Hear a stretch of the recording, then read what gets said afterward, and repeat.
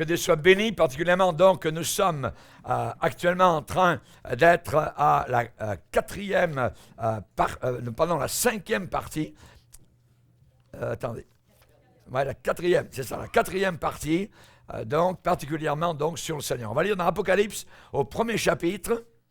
Apocalypse, premier chapitre, et nous lisons donc quelques versets sur la description particulièrement donc du Seigneur tel que Jean dans l'Apocalypse l'a vu particulièrement. Donc dans l'Apocalypse, premier chapitre, verset 9. Verset 9.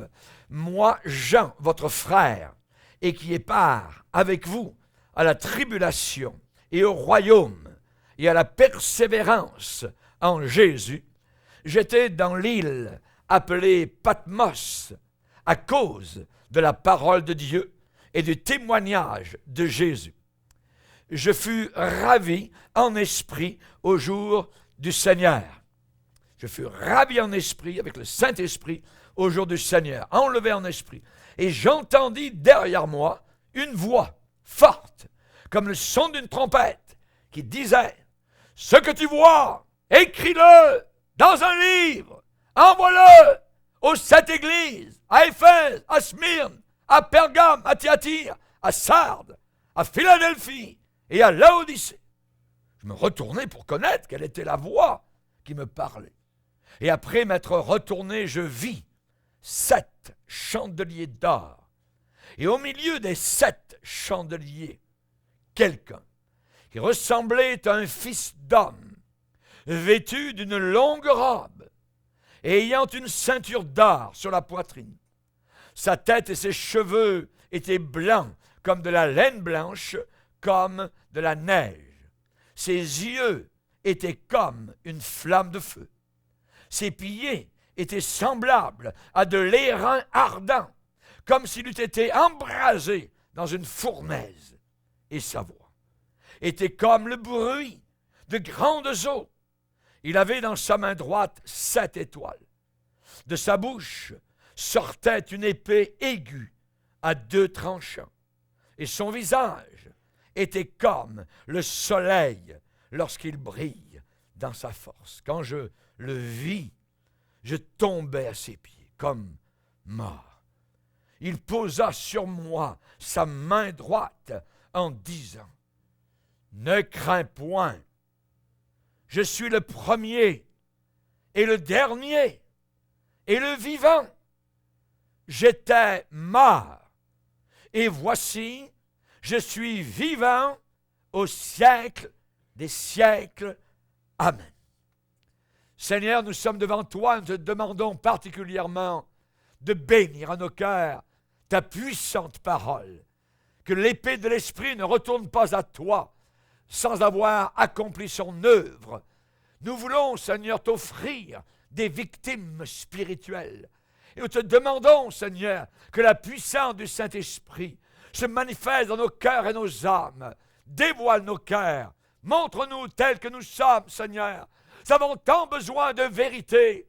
Nous sommes tellement habitués au mensonge, à l'hypocrisie. Aide-nous, Seigneur, à la vérité, à la lumière, au faisceau de lumière.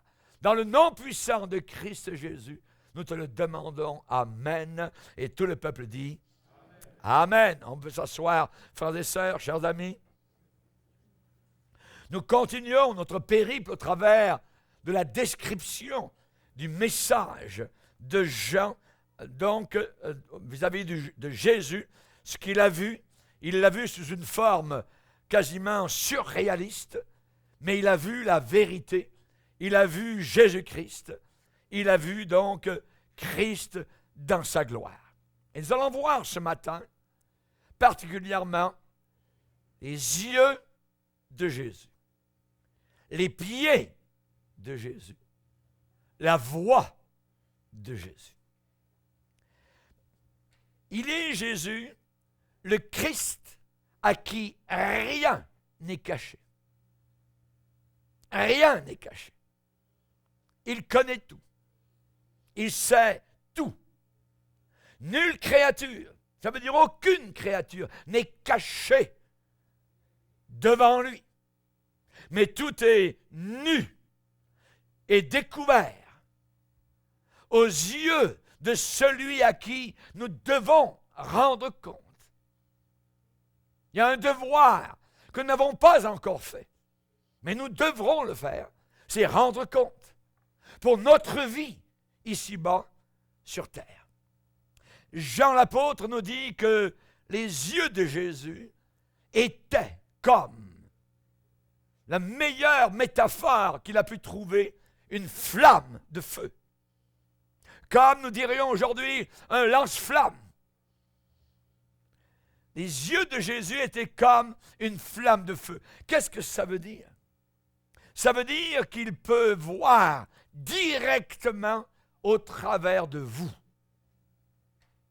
Cela veut dire qu'il voit tout et il connaît absolument tout. Exactement comme quand vous allez à l'hôpital et on vous passe au travers de rayons X. Les médecins voient absolument donc l'intérieur de ce que vous ne voyez pas. Jésus, il a des yeux comme des rayons X. Et il voit, il connaît. Votre vie entière est mise à nu devant lui. Il connaît des choses sur vous que personne d'autre ne connaît à votre sujet. Il sait. Il connaît chacune de vos pensées. Ça ne fait pas de bruit une pensée. Mais il sait ce qui est pensé, réfléchi dans votre cœur.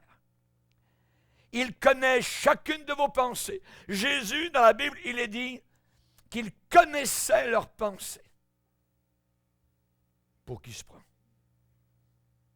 Il se prend pour Dieu. Matthieu, chapitre 9, verset 4. Connaissant leurs pensées. Jésus leur dit, qu'est-ce qui est plus dur de dire? Tes péchés sont pardonnés, ou à ce paralytique, lève-toi ou marche. Or, afin que vous sachiez que sur la terre, le Fils de l'homme a le pouvoir de pardonner les péchés. Hey, toi, lève-toi de ton lit.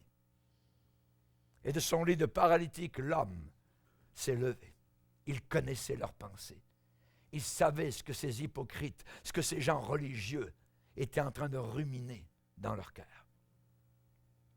Dans Ézéchiel, au chapitre 11, verset 5, Dieu déclare, « Ce qui vous monte à la pensée, je le sais. Ce qui vous monte à la pensée, je le sais. » Jésus sait cette réponse que vous avez volée sur votre examen à l'école. Il sait. Il sait la chose impure que vous avez faite lorsque vous étiez loin de votre femme et de vos enfants. Il sait. Il sait ce mauvais sentiment que vous avez envers votre prochain. Il sait. Il connaît ce site Internet que vous visitez quand personne ne vous regarde. Nulle créature n'est cachée devant lui. Aux églises qu'il visite, le Seigneur dit à Éphèse, « Je connais tes œuvres, ton travail, ta persévérance. Je sais. » À l'église de Smyrne, l'église persécutée, « Je connais ta tribulation. Je connais ta pauvreté matérielle. » À l'église de Pergame, il va dire, « Je sais où tu demeures. Je connais ton adresse, ton numéro de téléphone, iPod, ton code secret. Je sais quand tu trafiques avec Satan. Je sais, je connais tes œuvres, Église de Thyatire. Je sais qu'il y a une fausse prophétesse au milieu de toi. Je sais qu'il y a un loup au milieu de toi. Je connais tout ça. » À l'église de Sardes, le Seigneur va dire, « Je connais tes œuvres. Je sais que tu passes pour être vivant et tu es mort. Il n'y a aucune vie en toi. » Il parle à des gens religieux. À l'église de Philadelphie, église petite, église méprisée, je connais tes œuvres. À l'église de Laodicée, il va dire une église qui va vomir de sa bouche, qui va aller directement en enfer. Je connais tes œuvres, je sais que tu n'es ni froid ni bouillant, à moins que tu ne te repentes. Il sait tout. Il sait où tu caches ta drogue. Nulle créature n'est cachée devant lui.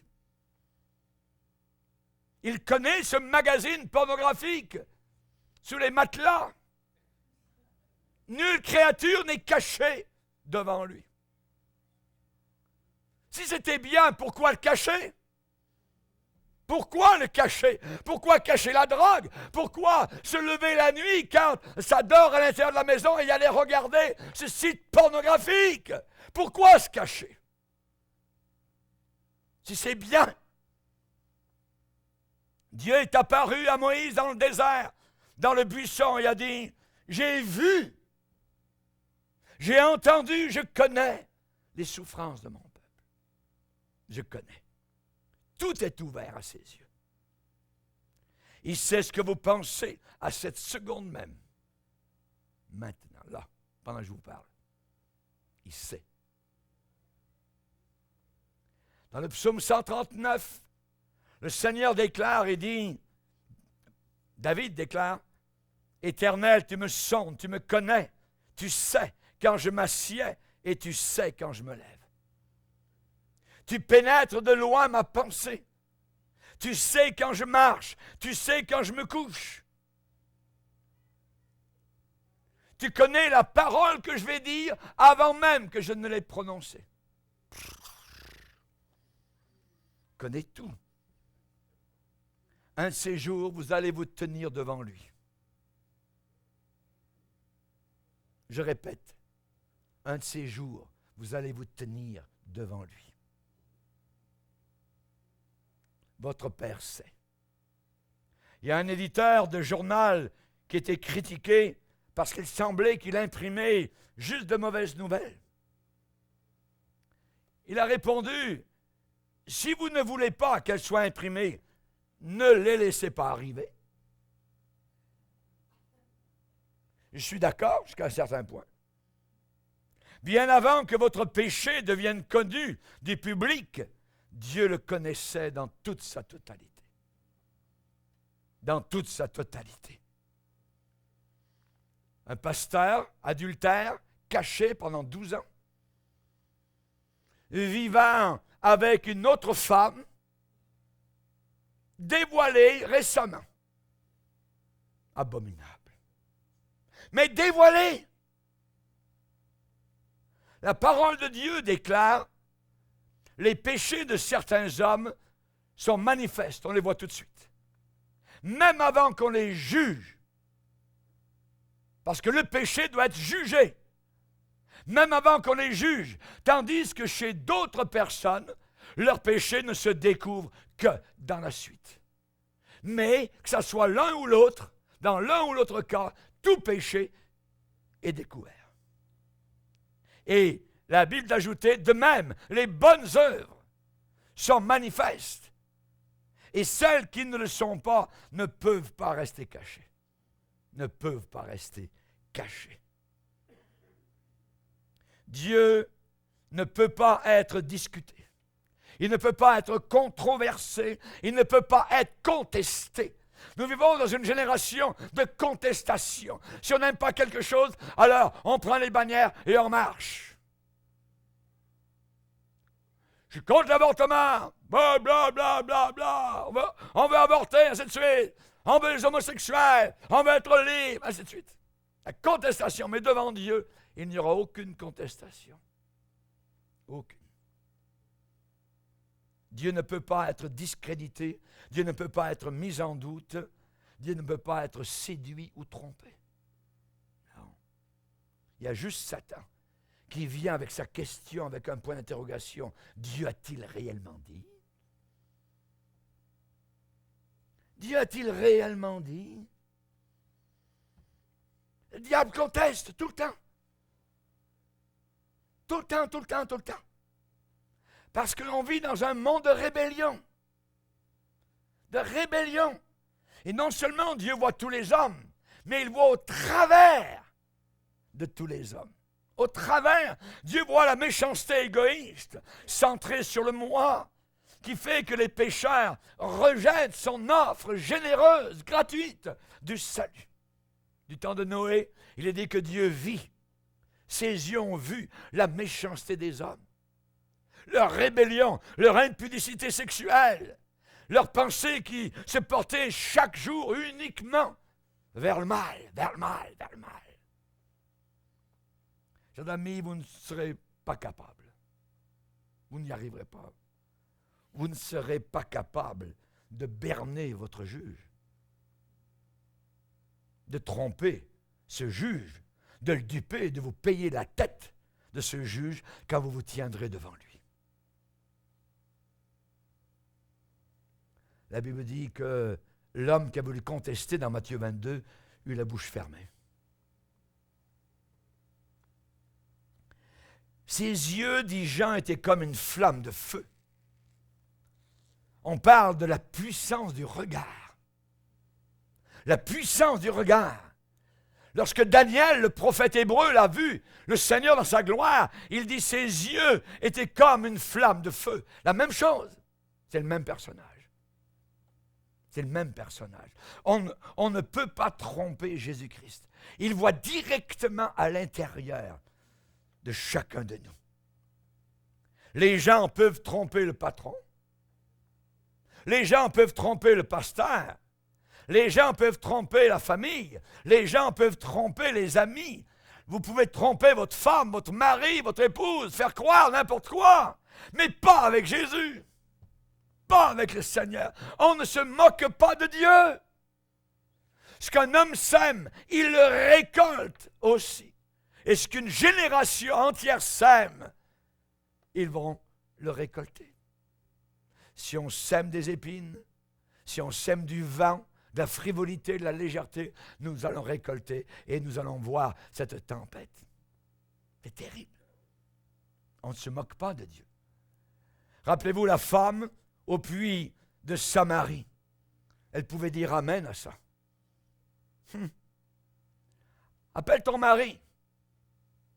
Appelle ton mari. Pas ton chum. Appelle ton mari. Non. Appelle ton mari. C'est-à-dire que j'ai pas de mari. C'est vrai. Tu as eu 5 maris. Mais celui avec lequel tu vis maintenant n'est pas ton mari. N'est pas ton mari. Les yeux de flamme n'est pas ton mari. Dans l'Église de Dieu, nous croyons au mariage. Non pas au concubinage, enveloppé de sucrage. Moi, j'aime Dieu. Blablabla. Non, tu n'aimes pas Dieu. Tu es un impie. Et si quelqu'un vit en concubinage sans être marié, cette personne est un impudique et ma Bible me dit qu'il ne va pas au ciel. Aucun impudique ne va au ciel. Nathanaël, quand tu étais sous le figuier, je t'ai vu. Tu m'as vu? Oui, tu verras d'autres choses plus grandes que cela. La Samaritaine est allée au village. Elle a dit, venez voir un homme qui m'a dit tout ce que j'ai fait. Pour qu'il y ait réveil spirituel, il faut qu'il y ait premièrement aveu, reconnaissance de péché. Sinon, la parole de Dieu glisse, ricoche sur les cœurs durs et endurcis. Le feu brûle le bois, le plus dur. Le feu fond l'acier, le plus solide. Le feu a brûlé le World Trade Center. Tout s'est écroulé. Ses yeux étaient comme une flamme de feu. de feu. Jésus connaissait les pensées des pharisiens. Rien n'échappe à son radar, rien n'échappe à sa détection.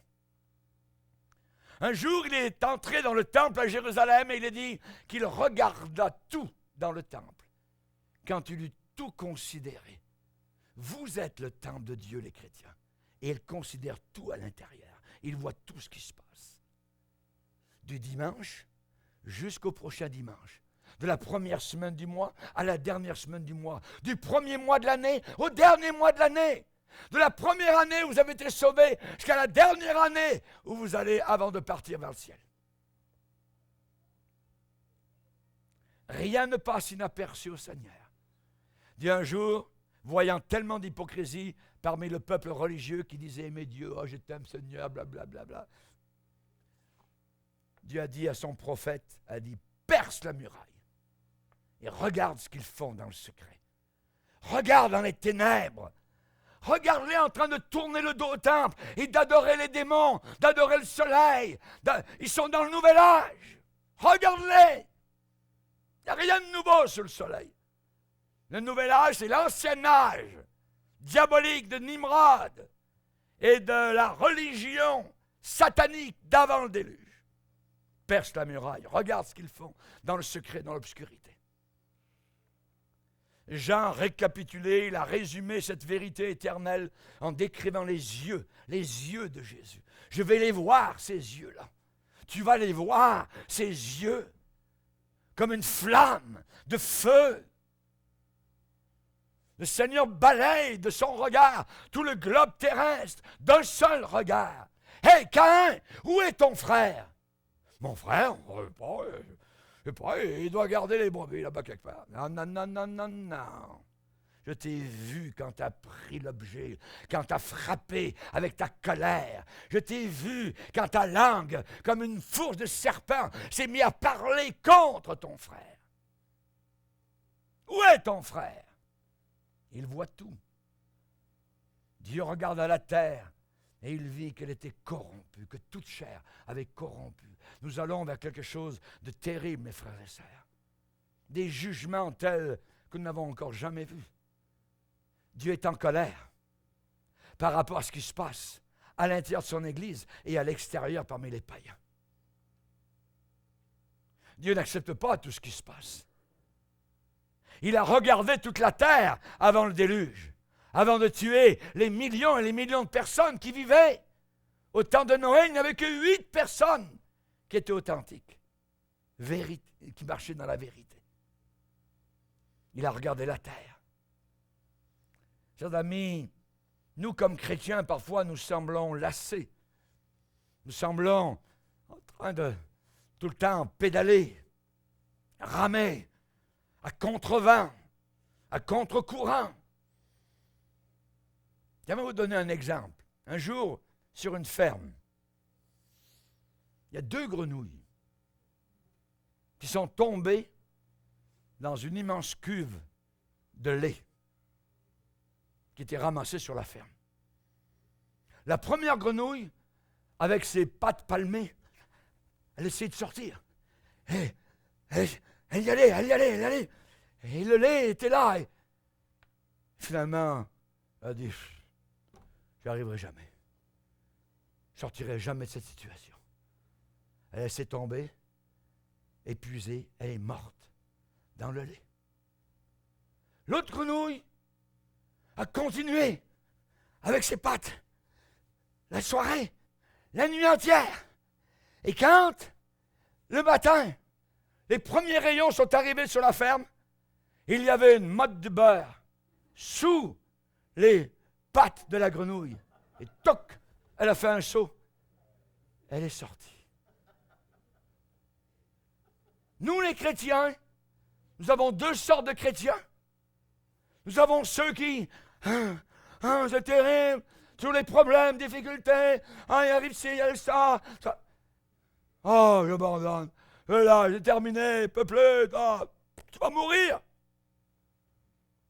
Et il y a ceux qui continuent jusqu'aux premières lueurs, quand Christ va arriver. Il y aura une motte de beurre sous vos pieds. Et vous allez pouvoir être projeté jusque dans l'éternité. Alléluia. Ne vous découragez jamais par rapport à ce que vous vivez. Continuez à prier, à combattre, à rester fidèle à la parole de Dieu, au Seigneur Tout-Puissant et à ses enseignements. Il voit tout. Il te voit dans ta lutte. Il te voit. Avez-vous pensé pouvoir cacher quelque chose au Seigneur? C'est impossible. Mission impossible. Ça ne se peut pas. Ça ne se peut pas. Pourquoi? Parce que la Bible dit, nulle créature n'est cachée devant lui. Tout est nu et découvert aux yeux de celui à qui nous devons rendre compte. Mission impossible. Cacher quelque chose à Dieu. Pas maintenant, dans cette vie terrestre, et certainement pas là-haut dans l'au-delà. Comme une flamme de feu. Quelqu'un se tiendra-t-il dans un lieu caché, sans que je le voie? Jérémie 23. Chers amis, les yeux du Seigneur sont en train de briller d'une sainte colère face à l'impiété, à la frivolité, à la légèreté qui enveloppe cette planète qui a déjà été belle, propre et pure au départ, à la Genèse. On ne peut pas le tromper, on ne peut rien lui cacher. Un homme trompe-t-il Dieu? Question qui est posée dans Malachie. Si vous passez trop vite devant un radar, toc, l'œil vous a vu. Ça flash. Et vous recevez votre récompense par la poste. Vous avez été vu. On vous envoie même la photo de votre voiture. Pensez-vous que Dieu est en dessous? Il va vous montrer. Vous allez revivre. Non, c'était pas... attends. Les anges, faites passer le film de la vie de monsieur.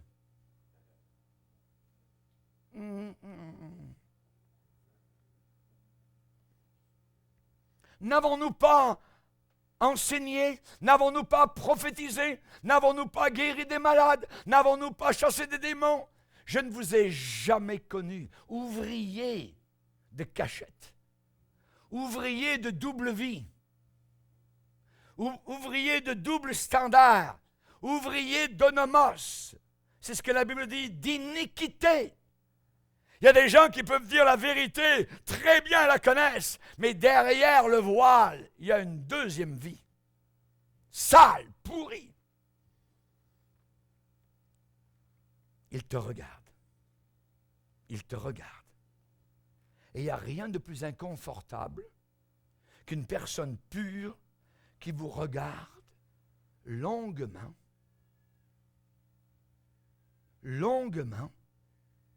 surtout s'il y a une impureté secrète cachée dans votre cœur. Le Seigneur sait quand nos lampes brillent bien, il sait quand notre amour se refroidit. Dans Habakkuk, il est dit, « Tes yeux, Seigneur, sont trop purs pour apprécier le mal, pour aimer le mal. Tu ne peux pas regarder l'iniquité. » Il n'y prend aucun plaisir. Ouais, mais j'en parlerai à Dieu là-haut, on va s'arranger. Non, tu ne t'arrangeras pas. Tu sais quand je me lève, tu sais quand je m'assieds, tu sais quand je fais autre chose, tu sais quand je prends la poudre d'escampette, tu sais où je passe mes nuits, tu sais quand je suis assis avec les impies dans des bars, tu sais quand je suis en train de danser, de convoiter les bonnes femmes dans l'église, tu sais. Tu sais, il te regarde. C'est une vérité terrifiante. Terrifiante. Pour celui qui vit dans le péché. Vérité terrifiante pour ce monde qu'il vient juger. Ses regards transperceront les hommes, leurs sentiments, et leur cœur sera mis à nu. Jean a vu ses yeux dans la gloire de feu Mais le même homme, Jean avait vu les yeux du Seigneur pleurer sur la terre. Ces mêmes yeux en train de pleurer sur la terre, au tombeau de Lazare. Les gens l'ont vu, des larmes ont coulé sur ses joues. Il a pleuré sur la capitale, Jérusalem, qui tuait les hommes de Dieu, qui voulait leur faire fermer leur bouche.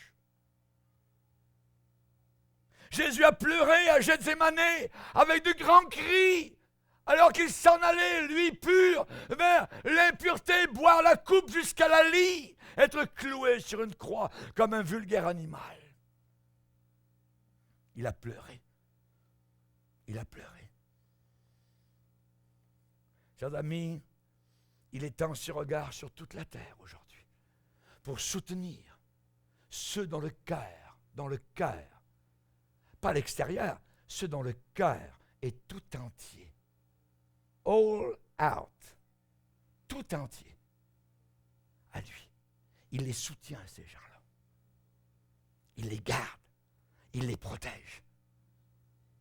Satan est arrivé devant notre Seigneur et a accusé Job. Ne l'as-tu pas protégé? Oui, Dieu l'avait protégé. Dieu garde et protège ceux qui placent totalement leur confiance en lui. Il voit tout. Votre cœur est-il tout entier? Tout entier? Tout entier. Tout entier. À lui. Question. C'est vous qui répondez. Pouvez-vous mettre en règle avec lui quelque chose? N'attendez pas le jour où ses yeux, comme des flammes de feu, transperceront les hommes et les tombeaux. L'Éternel, dans son saint temple, ses yeux regardent, ses paupières, imaginez, sondent les fils de l'homme. L'Éternel sonde le juste. Nous avons affaire au Christ à qui rien n'est caché. Jean l'a vu, ses yeux étaient de flammes. Ensuite, il a regardé en bas ses pieds. Et il a dit que ses pieds étaient comme de l'airain ardent. Ça veut dire de l'airain en fusion. Et là, nous avons affaire au Christ implacable. Implacable. D'une intégrité sans tache. D'une intégrité sans souillure, sans aucune faille. Ses pieds étaient semblables à de l'airain ardent, comme s'il avait été embrasé dans une fournaise. L'airain, bibliquement parlant, est toujours dans la Bible symbole de jugement. L'airain. Quand tes cieux seront comme l'airain, ça veut dire pas de bénédiction, pas de pluie. L'airain, symbole, emblème de jugement. Les pieds, symbole de progrès, de marche. Rappelez-vous, dans le tabernacle, dans le désert, à l'extérieur de la cour d'entrée, tous les ustensiles étaient en airain. Tous. C'était le jugement. Jugement à l'autel, où les animaux versaient leur sang. Jugement à l'autel du calvaire, où Christ a subi le jugement, ciel fermé. Mon Dieu, pourquoi m'as-tu abandonné? Chers amis, Jésus, maintenant, comme le voit Jean, est imagé comme étant implacable. Implacable. Alors qu'il s'avance pour juger. L'enfer entier ne pourra pas l'arrêter. Les démons de l'enfer, Satan ne pourra pas arrêter Christ de juger. De juger. Il n'est plus maintenant là-haut, dans la gloire, ce Jésus doux, humble, marchant sur les rivages du lac de Galilée. C'est devant un juge que le monde devra faire face.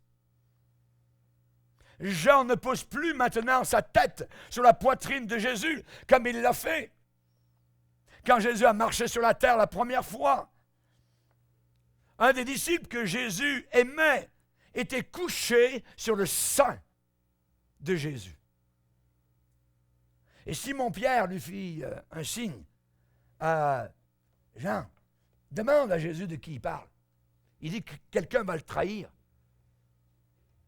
Il dit qu'il y a quelqu'un qui va le trahir, Jean. Et Jean avait la tête sur le sein de Jésus. Pierre était au bout.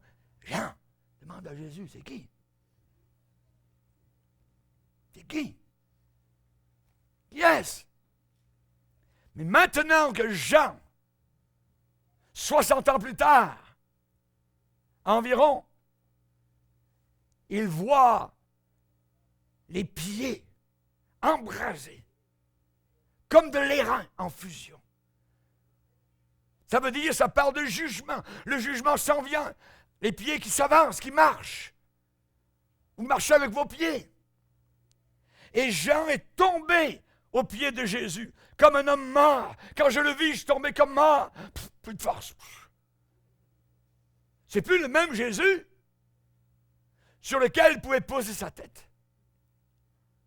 C'est ici le Seigneur Jésus, dans sa justice inflexible, inébranlable, dans son jugement implacable, intransigeant. Dieu, sans tenir compte des temps d'ignorance, annonce maintenant à tous les hommes et en tout lieu qu'ils doivent se repentir. Parce qu'il a fixé un jour où il jugera le monde par l'homme qu'il a désigné et ce dont il a donné à tous une preuve certaine en le ressuscitant des morts. L'homme qu'il a désigné, l'homme qu'il a appointé. La version Sterval déclare l'homme qu'il a établi pour cela. La King James dit l'homme qu'il a ordonné. Qui est cet homme qui va juger le monde? Cet homme désigné, cet homme ordonné de Dieu, établi, désigné, appointé. Qui est cet homme? Celui dont les pieds sont semblables à de l'airain en fusion. Celui qui a dit, je suis le premier et le dernier, le vivant. J'étais mort, voici je suis vivant au siècle des siècles, je tiens les clés de la mort et de l'Hadès, du séjour des morts. Il y a beaucoup de gens qui n'ont aucune idée de ce juge qui s'en vient, appelé Jésus de Nazareth. Vous allez dans les quartiers de nos métropoles aujourd'hui, vous posez des questions à certains adolescents. Hey, Jésus est mort pour toi à la croix. Jésus, c'est qui? Il habite à quel étage? Ils ne connaissent rien, absolument rien de ce Jésus de Nazareth. Ils ne sont pas sauvés. Ils ne sont pas sauvés. Mais certains de ces personnes qui ont entendu parler de Jésus s'habillent sur leur 34 à Noël, à Pâques. Ils vont à l'église. Ils vont aux enterrements. Je suis heureux qu'ils viennent à l'église, s'ils le font. Mais savez-vous ce qu'ils sont en train de venir célébrer? Ils sont en train de venir célébrer leur propre condamnation. Ils sont en train de venir célébrer leur sort terrible qui les attend et le jugement s'ils restent dans cette condition de non-sauvés, d'adultères, de drogués, de menteurs, et ainsi de suite. Ils sont des gens religieux, mais perdus. La Bible déclare de quel pire châtiment. De quel pire châtiment. Pensez-vous que sera jugé digne celui qui aura foulé aux pieds le Fils de Dieu? Foulé aux pieds le Fils de Dieu. Se moquer totalement du Fils de Dieu qui aura tenu pour profane le sang de l'alliance. Le sang par lequel il a été sanctifié. Et qui aura outragé l'esprit de la grâce. Car nous connaissons celui qui a dit, à moi la vengeance, à moi la rétribution. Ouais, c'est la loi, c'est le Dieu de l'Ancien Testament. Non, c'est écrit dans le Nouveau Testament. À moi la vengeance, à moi la rétribution. Et encore, le Seigneur jugera son peuple. jugera son peuple. C'est une chose terrible que de tomber entre les mains du Dieu vivant. Chose terrible. De s'être moqué de Dieu sur la planète Terre. Chers amis, Dieu jugera le monde par l'homme qu'il a désigné. Et il a donné l'assurance. Il a donné la certitude, l'évidence, l'infaillibilité, ce jugement à toute personne. Comment? En ressuscitant Jésus d'entre les morts. Jésus est vivant. Relisez bien les Actes des Apôtres, vous allez voir comment les apôtres allaient et ils prêchaient la résurrection. Quand vous parlez à un musulman, quand vous parlez à des gens religieux, parlez-leur de la résurrection. Mon Jésus, il est ressuscité. Ton Mohammed, il est en train de pourrir dans la terre. Ton Bouddha, il est en train de pourrir dans la poussière de l'Asie. Mais mon Jésus est vivant. Personne n'était capable de montrer les restes de Jésus après sa résurrection. Parlez de la résurrection. C'est ce qui nous différencie. Jésus est vivant, je l'ai parlé ce matin. Il est vivant, il est bien vivant. Alléluia. Et il m'encourage régulièrement. Il me dit, c'est bien. Chers amis, nous ne pouvons pas ouvrir une cour de justice si le juge ou l'accusé sont morts. Vous pouvez ouvrir une cour de justice, le juge est mort, l'accusé est mort. Il ne peut rien faire. Mais le Dieu qui a ressuscité Jésus-Christ d'entre les morts ressuscitera tout le monde au jour du jugement. Personne ne pourra ramper dans sa tombe. Tout le monde sera là. Tout le monde sera là. Personne ne pourra se mettre de la terre sur le visage, de la boue sur le visage, se cacher. Personne ne pourra se cacher de Dieu. Jean dit, je vis les morts, les petits et les grands de ce monde, d'aujourd'hui et dans le passé, tous sont revenus. Ils étaient tous devant le juge. Et leur nom, s'il n'est pas écrit dans le livre de vie, ils vont suivre la direction de l'index de l'homme dont les mains sont percées. Allez dans le feu éternel. Oh, mais j'ai appris qu'il n'y avait pas de feu. Ah ouais? Jésus s'en vient pour juger avec justice et intégrité. Jean a dit, ses pieds étaient comme de l'airain ardent, comme s'il lui était embrasé dans une fournaise. Fournaise! Rien ne peut tenir devant lui. Rien ne peut tenir en travers de son chemin. Et rien ne le pourra jamais. Même pas un Hérode jaloux qui est mort au milieu des vers qui le rongeaient, qui s'est moqué de Dieu. Même pas un Caïphe qui complotait. Même pas un Judas qui a couvert un projet obscur et ténébreux, qui a travaillé par derrière dans l'obscurité. Je vous le livrerai. Votez pour moi. Même pas un Pilate, lâche qui s'est lavé les mains. Même pas le poing d'acier de Rome. Même pas aucun curé, ni pape, ni prélat, ni nonne ne pourra tenir en ce jour-là. Jésus a marché. Il a marché jusqu'à la colline du crâne pour y mourir et aller là écraser la tête du serpent.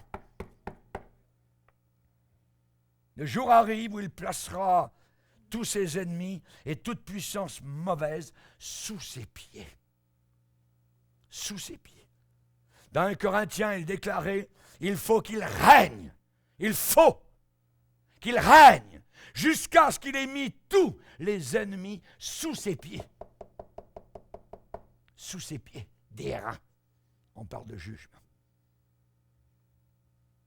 Chers amis, le tumulte qu'il y a dans le monde, Dieu les regarde et il voit les hommes comme des sauterelles. Tout leur pouvoir, leur puissance, leur blablabla, leur raisonnement, leur philosophie, leur sagesse diabolique, Le Seigneur voit tout cela comme une goutte d'eau dans un seau.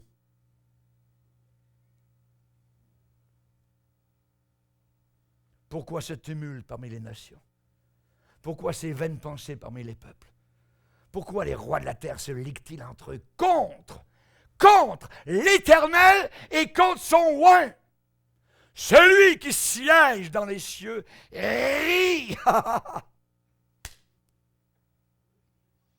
Un rire de mépris face à la révolte de l'homme. Psaume 2. Même le tombeau n'a pas été capable de l'arrêter dans son œuvre pour déraciner, pour extirper le péché une fois pour toutes. Quelle terreur, quel respect, quelle crainte impose ces pieds que Jean à Patmos a vus, les pieds de notre Seigneur Jésus-Christ. Impressionnant, terrible, redoutable. Il y a quelque chose d'effroyable et de solennel. Ses pieds étaient comme de l'airain, airain du jugement, airain en fusion, airain ardent, comme s'il avait été embrasé, enflammé dans une fournaise. Dans l'Ancien Testament, n'oubliez pas, l'airain est toujours symbole de jugement, de justice. Pour la guérison du peuple, Dieu a dit à Moïse, tu placeras un serpent d'airain sur une perche. Et quiconque le regardera sera guéri. Et dans le Nouveau Testament, on nous dit, dans l'évangile de Jean, au chapitre 3, comme Moïse éleva le serpent dans le désert, il faut que le Fils de l'homme soit élevé. Il a été jugé. Il a été condamné à la croix. Il a plu à l'Éternel de le briser par la souffrance. Ésaïe 53. Rendez-vous compte, quel prix a été payé pour que je puisse un jour entrer dans le ciel. Ça ne s'est pas fait facilement. Un bébé ne naît pas facilement. Vous les mamans, vous le savez. Vous avez crié, il y a eu du sang qui a coulé, ça a été terrible. Il y a eu des gens qui ont couru autour de vous, il y a eu des linges qui ont été placés. Il y avait un bébé qui s'emmenait. Vous avez serré les côtés du lit. Et sur la croix du calvaire, Christ était plaqué littéralement sur la croix. Parce que des multitudes étaient en train de venir à la nouvelle naissance. Le sang coulait, il a crié. Chers amis, quand Jésus reviendra sur terre, ses pieds vont toucher la montagne des Oliviers. Et quand il va toucher la montagne, pouf, split en deux. Rendez-vous compte? La puissance du Seigneur coupée en deux. La montagne qui est à l'est de Jérusalem. Cette colline sur laquelle il est monté il y a 2000 ans. La montagne des Oliviers. Quand il va redescendre, il va poser ses pieds. Et pof, la montagne entière est coupée en deux. Et nous revenons avec lui depuis les cieux. Est-ce le Christ que certains trompent? Est-ce le Christ que certains pensent berner? Est-ce le Christ dont certains se moquent, se payent de sa tête, s'en lavent les mains, le repoussent totalement en dehors de leur vie? Supplient même Jésus de quitter leur territoire. Tu reviendras une autre fois. Où certains limitent, je dirais, Jésus à quelques minutes de leur temps le dimanche matin. C'est très bien, pasteur continue à parler, prêche, évolue, crie, fais ce que tu veux, mais quand je vais sortir de la porte, je vais continuer à vivre comme je veux. Ouais. Vous avez été avertis. Et je serai présent lors de votre jugement. Et vous ne pourrez jamais vous tourner vers moi avec un doigt accusateur. Jamais. Jamais. Vous êtes avertis. Pensez-vous que vous pouvez vraiment mettre de côté le Fils de Dieu, vivant et vrai? C'est insensé. Pilate a posé la question devant la foule. Il s'en est référé à la foule. Les gens. Ne vous fiez jamais aux gens. Les gens sont venus vers Jairus. Oh, c'était plus la peine d'importuner Jésus. Ta fille est morte. Les gens. Jésus s'est retourné, ne tient pas compte des gens, il tient compte de la vérité. Jairus, crois seulement. Et Jésus est entré dans la situation. Il a relevé la fille de Jaïrus d'entre les morts. Chers amis, il y a des plus grands hommes que nous qui avant nous ont essayé de faire cela, se moquer de Dieu. De plus grandes civilisations que la nôtre ont essayé cela avant nous, mais le verdict est toujours le même. Il est réservé aux hommes de mourir une seule fois. Une seule fois. Pas de réincarnation. Vous les bouddhistes, vous les gens du Nouvel Âge, vous êtes dans le mensonge. Il n'y a qu'une seule fois où l'on meurt. J'ai servi assez d'enterrement au travers de ma vie pastorale. Ça fait 45 ans que je sers le Seigneur et je peux vous dire qu'il n'y a aucun des gens que j'ai enterrés qui sont revenus me voir. Aucun. Parce que la Bible est la vérité. Et la Bible dit qu'il est réservé aux hommes de mourir une seule fois. Après quoi vient le jugement. Le jugement.